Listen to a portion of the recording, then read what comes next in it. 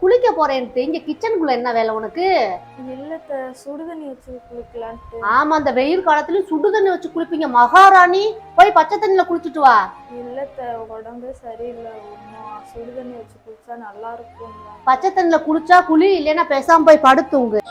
மகதா, சொல்லுமா. என்னம்மா என்ன பண்ற? நான் தான் வீட்டுல வேலை பார்த்துட்டு இருக்கேன். ஏமா? என் மாமியார் ஒரு சுடுதண்ணி கூட என்னை வைக்க விட மாட்டாங்கம்மா. என்னது சுடுதண்ணி வச்சு விட மாட்டேங்கிறாளா? ஆமா, எனக்கு இன்னைக்கு உடம்பெல்லாம் வலிக்குது, நான் சுடுதண்ணில குளிக்க போறேன்னு சொன்னா அதுக்கு போய் திட்டுறாங்கம்மா. வேலையே சத்யா, இன்னைக்கு ஒரு நாள் பச்சை தண்ணில குளி, ஒண்ணு குறைஞ்சு போயிட மாட்டேன். போன வை முத. ஏண்டா என் மகன் ஏன்டா பச்சை தண்ணில குளிக்கணும்? அப்புறம் எதுக்குமா என் முன்னாடி பச்சை தண்ணில குளிக்கணும்? அவ ஏற்கனவே உடம்பு சரின்னு சொன்னால சொல்லலையா அவன்கிட்ட? போவா மாலை மட்டும் சுடு தண்ணில குளிக்க சொல்ற? அதே மாதிரி தானே அவளுக்கு இருக்கும். ரெண்டு விதத்தையும் தயவுசெய்து ஒன்னா பாருங்கம்மா. சரிடா, இனிமேல் நான் புரிஞ்சு நடந்துக்கிறேன். மகளையும் மருமகளையும் ஒன்னு போலே நடத்துக்கிறேன்.